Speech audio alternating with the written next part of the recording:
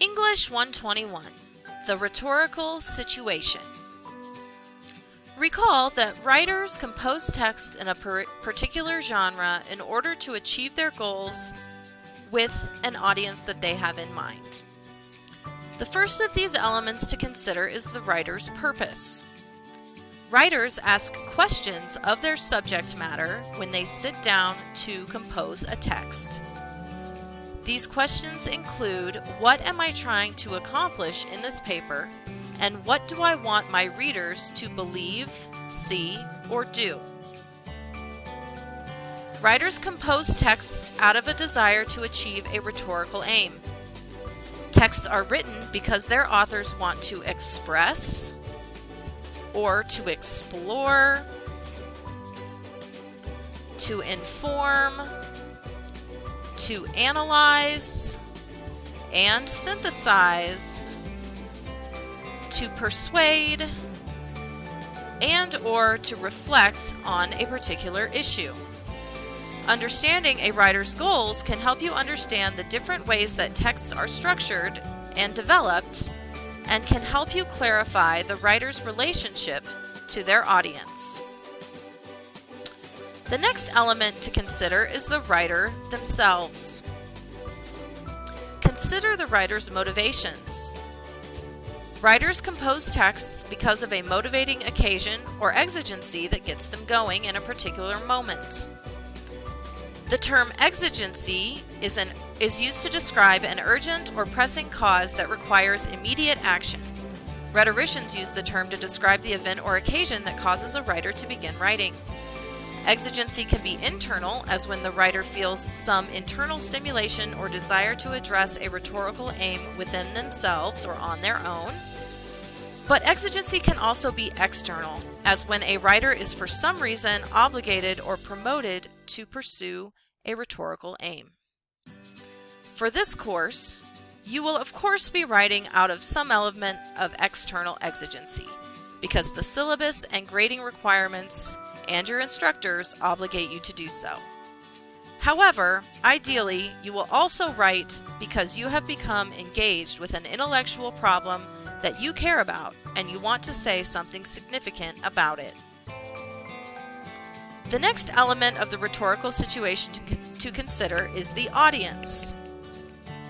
Writers ask questions of their audience when they sit down to compose a text, including, what are my readers' values and assumptions? What do they already know or believe about my subject? What background knowledge do they have about my subject, and how much do they care about it? First, identify the audience. What you know about your readers, including their familiarity with your subject matter, their reasons for reading, their closeness to you, their values and beliefs, affects most of the choices that you will make as a writer. You must be sure of who your audience is before you can begin to write. You may be writing for a single audience. In this case, one person is going to be the target to whom your text is addressed. For example, this might be your professor. Instead, you might write to a select audience, which is a small group of people to whom the text is addressed. For example, this could be a board of trustees or a neighborhood association. Another option is to write for a more general audience, which is a large, non-specific audience that shares just a few qualities in common. In this case, because you can't account for everyone in such a broad group, you'll need to make some assumptions about their knowledge and beliefs. For example, this could be a popular audience or an academic audience. You also could write for an implied audience, which is a more stable target within the general audience based on your own assumptions about the knowledge and beliefs of your general audience. Also consider whether you are writing for an academic audience. The most common general audience in academic writing is the academic audience. Think of the academic audience as student peers who have approximately the same level of knowledge and expertise in the field as you do, who are engaged by the questions you are addressing, who want to read your research and writing and be surprised in some way, and who maintain the same standards of citation and originality as you. Once you know who your audience is, you must make judgments about their knowledge of the issue at hand and their motives for reading, as well as their relationship to the subject matter and their general values, interests, attitudes, and beliefs. Consider how a change in audience can affect the content of your piece. Also analyze the genre of a text.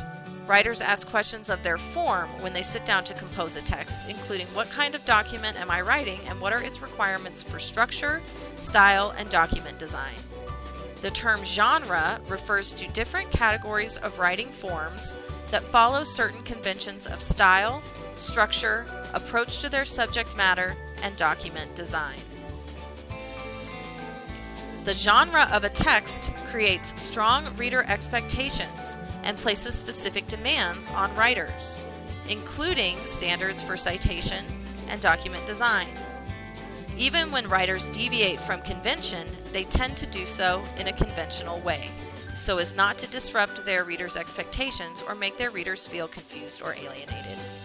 Consider these elements of the rhetorical situation when reading text critically for English 121.